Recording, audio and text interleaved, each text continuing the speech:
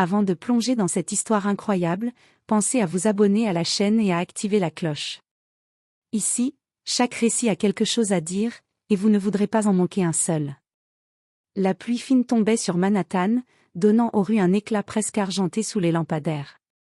Les passants, emmitouflés dans leurs manteaux élégants, pressaient le pas, absorbés par leur vie trépidante. Pourtant, au coin d'un petit parc désert, une silhouette fragile retenait l'attention, malgré son invisibilité pour la majorité. Assise sur un banc trempé, une femme semblait porter le monde sur ses épaules. Emily Carter, ses cheveux emmêlés collés à son visage, tenait dans ses bras deux bébés emmitouflés dans des couvertures élimées. Son regard, à la fois épuisé et vigilant, suivait chaque mouvement autour d'elle. Chaque souffle devant la faisait frissonner, chaque bruit du métro résonnait dans son esprit comme un avertissement, il fallait survivre encore un jour de plus. C'est alors qu'une voiture noire s'arrêta non loin. L'homme qui en descendit n'était pas comme les autres. Alexander Whitmore, un millionnaire connu dans tout Manhattan pour sa réussite fulgurante et son aura intimidante, avançait avec assurance dans le parc. Mais quand ses yeux croisèrent Emily, tout son monde sembla vaciller. Il remarqua la bague à son doigt. Une bague ancienne, délicate, qu'il avait vue il y a plus de 20 ans dans une vitrine de bijouterie, celle qu'il avait offerte à son premier amour à l'université. Son cœur battit plus vite. L'incrédulité laissa place à la reconnaissance. Emily, c'était elle. La femme qu'il avait aimée, perdue de vue depuis des années, assise là, entourée de la misère et de l'innocence de ses jumeaux. Pour la première fois depuis longtemps, Alexander sentit un mélange d'émotions qu'il croyait oublier, choc, nostalgie, compassion, et un élan irrésistible de vouloir changer sa vie. Il s'approcha doucement, craignant de briser le fragile équilibre de ce moment. « Excusez-moi, je crois que je vous connais », dit-il d'une voix basse mais tremblante. Emily leva les yeux, méfiante et fatiguée. Ses pupilles croisèrent celles d'Alexander et un frisson de reconnaissance passa entre eux. Deux vies qui semblaient s'être perdues à jamais se retrouvaient maintenant au coin d'un parc, sous la pluie, avec deux bébés pour témoins silencieux de cette rencontre improbable. Et dans le cœur d'Alexander, une pensée persistait, je dois la sauver, et peut-être qu'elle me sauvera aussi. Alexander resta quelques instants figé, le cœur battant à tout rompre. Il observait Emily, essayant de croire à ce qu'il voyait. Ses traits étaient marqués par la fatigue et la vie difficile, mais ses yeux portaient toujours la même étincelle qui l'avait fait tomber amoureux 20 ans plus tôt. Il s'approcha avec précaution, comme si un pas de travers pouvait briser le fragile moment. « Excusez-moi, je crois que je vous connais », dit-il doucement.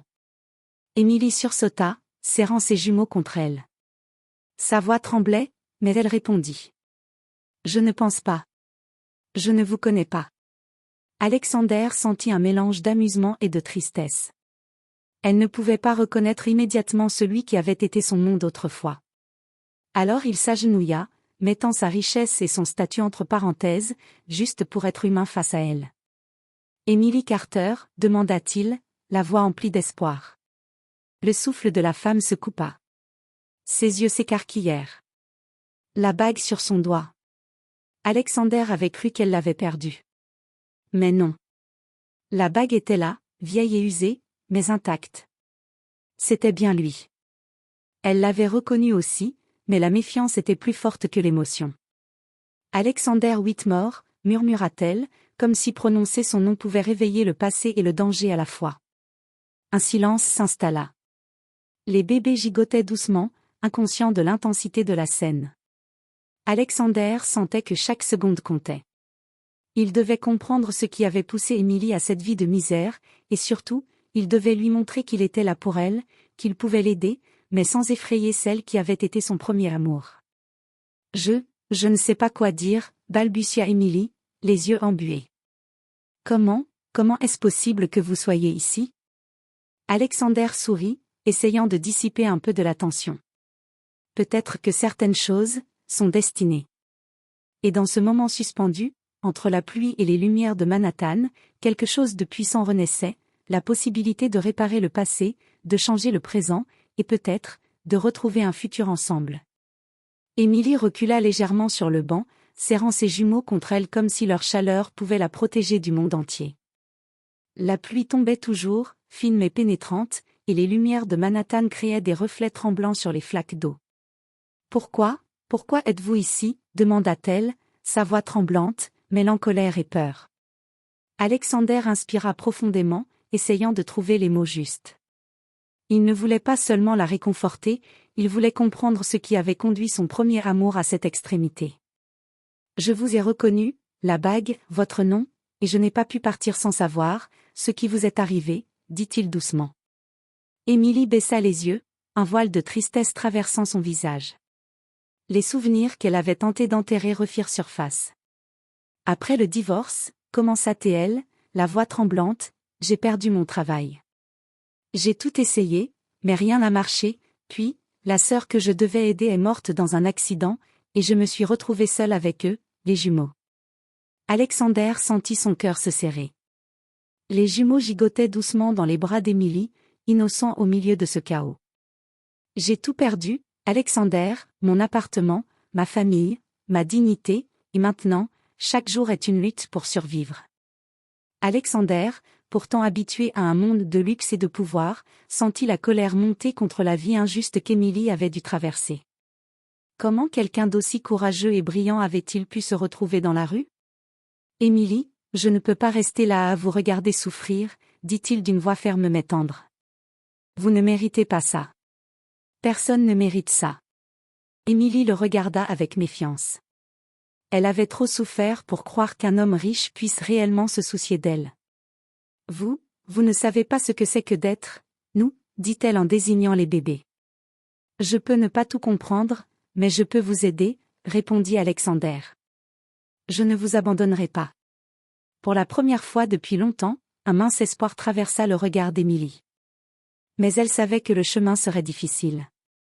Elle ne pouvait pas oublier les blessures du passé, et encore moins la peur de se faire trahir à nouveau. Alexander tendit la main, hésitant, mais avec une conviction inébranlable. « Laissez-moi vous aider, Émilie, laissez-moi prendre soin de vous et de vos enfants. » Et dans la pluie de Manhattan, le monde sembla se suspendre. Deux vies perdues dans le temps se retrouvaient enfin, avec la promesse, fragile mais réelle, d'un nouveau départ. Le lendemain matin, Alexander n'arrivait pas à se concentrer au bureau. Chaque chiffre, chaque réunion semblait floue. Tout ce qu'il voyait, c'était Émilie et ses jumeaux, tremblant sur ce banc sous la pluie. Il savait qu'il ne pouvait pas rester spectateur. Il prit une décision radicale. Après quelques appels téléphoniques, il engagea une équipe pour trouver un appartement sûr pour Émilie.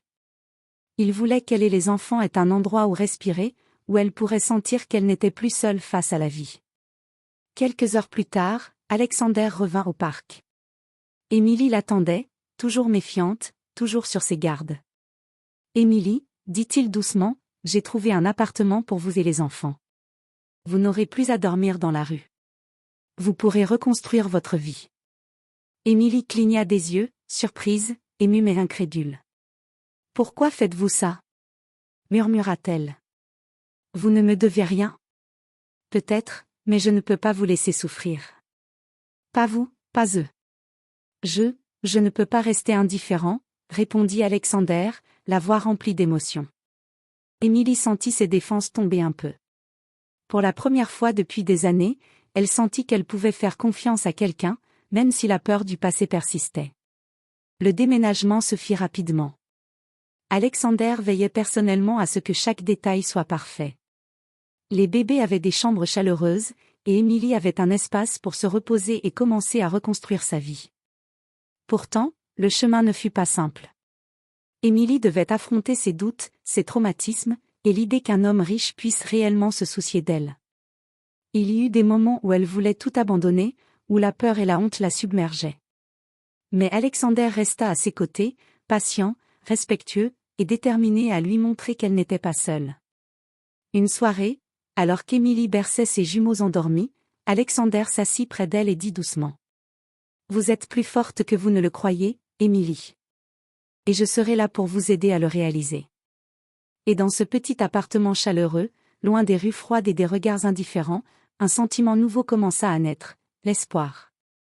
Non seulement pour Émilie et ses enfants, mais pour quelque chose de plus profond encore, un amour ancien, retrouvé et prêt à être réinventé. Les semaines passèrent, et Émilie commença à retrouver confiance en elle. Elle avait un emploi stable dans une petite librairie, les jumeaux s'épanouissaient dans leur nouvel environnement, et Alexander était toujours présent, discret mais attentif à chaque besoin. Pourtant, la vie n'était jamais simple. Un soir, alors qu'Émilie rentrait du travail, elle croisa Laura Simons, une ancienne amie jalouse qui n'avait jamais supporté sa réussite passée et son bonheur supposé. Laura, avec un sourire moqueur, la confronta. Alors comme ça, la pauvre Emily Carter se fait aider par un millionnaire? Tu n'as pas honte?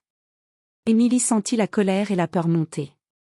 Les mots faisaient mal, rappelant des souvenirs d'humiliation et de rejet. Mais avant qu'elle ne réponde, Alexander apparut, calme mais ferme. Laissez-la tranquille, dit-il, la voix tranchante. Emily a assez souffert. Laura ricana, mais la détermination dans les yeux d'Alexander la fit reculer. Emily réalisa alors que, pour la première fois depuis des années, elle avait un allié puissant à ses côtés. Les jours suivants apportèrent d'autres défis, Emily devait apprendre à jongler entre son travail, les jumeaux et la vie sociale.